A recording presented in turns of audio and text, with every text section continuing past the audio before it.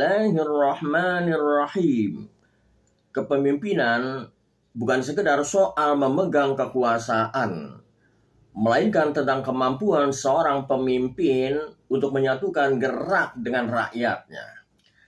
Dalam konteks Jawa Barat, nama Kang Deddy Mulyadi sering muncul sebagai sosok pemimpin yang menghadirkan model berbeda. Ia dikenal dekat dengan masyarakat, menghargai nilai-nilai budaya Sunda, serta menekankan harmoni sosial sebagai landasan kepemimpinan. Dalam filsafat klasik, Plato pernah menegaskan bahwa pemimpin ideal adalah seorang philosopher king, yakni raja yang bijak karena mampu menggabungkan pengetahuan, keadilan, dan kebajikan. Ia menyatakan, "The heaviest penalty for declining to rule is to be ruled by someone inferior to yourself." Hukuman terberat karena menolak memimpin adalah diperintah oleh orang yang lebih buruk dari dirimu. Pandangan ini sejalan dengan pemikiran Al-Mawardi. Fa inna maqamal imamati mawdu'un li khilafatin nubuwah fi hirasatid dini wa siyasatid dunya. Sesungguhnya posisi kepemimpinan ditetapkan sebagai pengganti kenabian dalam menjaga agama dan mengatur urusan dunia. Kutipan ini menegaskan bahwa pemimpin bukan hanya mengatur urusan duniawi, tetapi juga menjaga nilai-nilai moral masyarakat.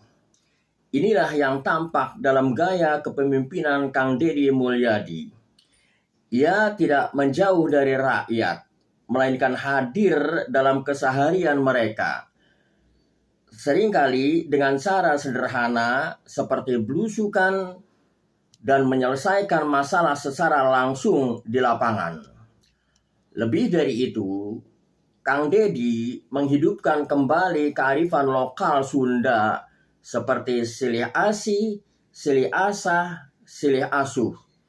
Nilai ini bukan sekedar simbol budaya, melainkan dijadikan pedoman etika sosial.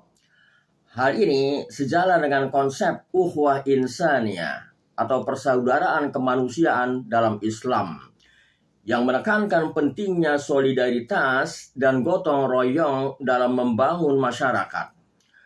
Dalam perspektif modern, pemikiran Jürgen Habermas tentang nalar publik juga relevan.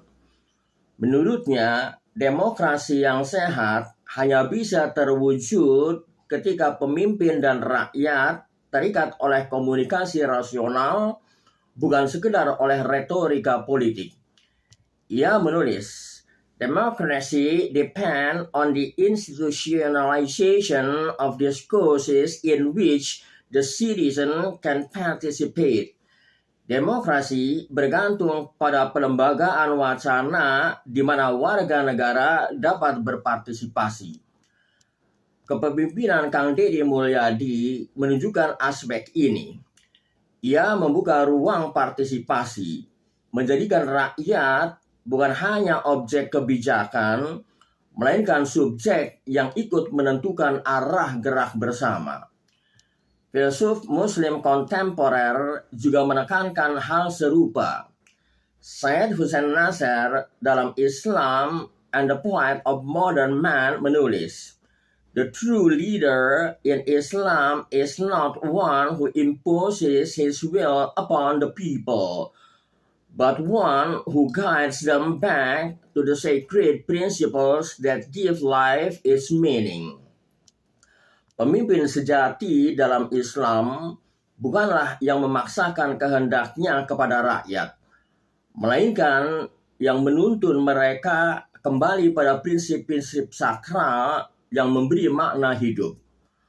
Fazlur Rahman dalam Islam and Modernity menyatakan, "Leadership in Islam must be institutionalization as a trust, a responsibility that binds the ruler to the ethical and moral well-being of the people.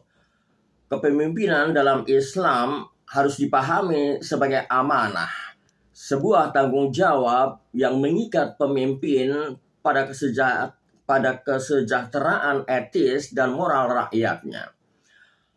Tariq Ramadan dalam Radical Reform menekankan aspek partisipasi.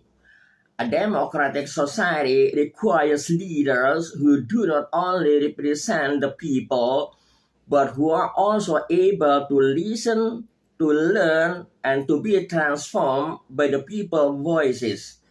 Sebuah masyarakat demokratis membutuhkan pemimpin yang tidak hanya mewakili rakyat, tetapi juga mampu mendengar, belajar, dan diubah oleh suara rakyat.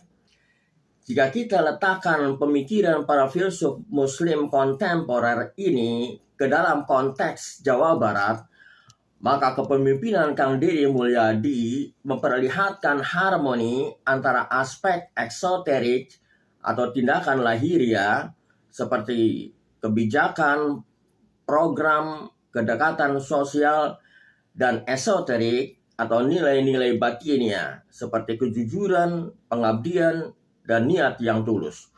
Sinergi pemimpin rakyat tercapai bila ada komunikasi dua arah, kepercayaan dan kesediaan pemimpin untuk menjadi pelayan, bukan penguasa. Kepemimpinan seperti ini menegaskan bahwa rakyat akan bergerak ketika pemimpin sendiri bergerak bersama mereka. Sebaliknya, pemimpin kehilangan legitimasi ketika ia meninggalkan rakyat. Dalam logika sederhana, gerak pemimpin dan rakyat hanya akan menyatu jika keduanya berlandaskan kepercayaan dan nilai-nilai kemanusiaan yang sama.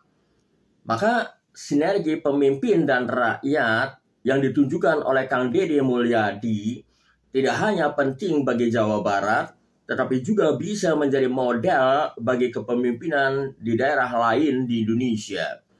Ia membuktikan bahwa kepemimpinan yang dekat dengan rakyat, berakar pada budaya lokal, dan berpijak pada nilai moral adalah jalan menuju harmoni sosial dan pembangunan yang berkelanjutan. Wallahu a'lam bishawab.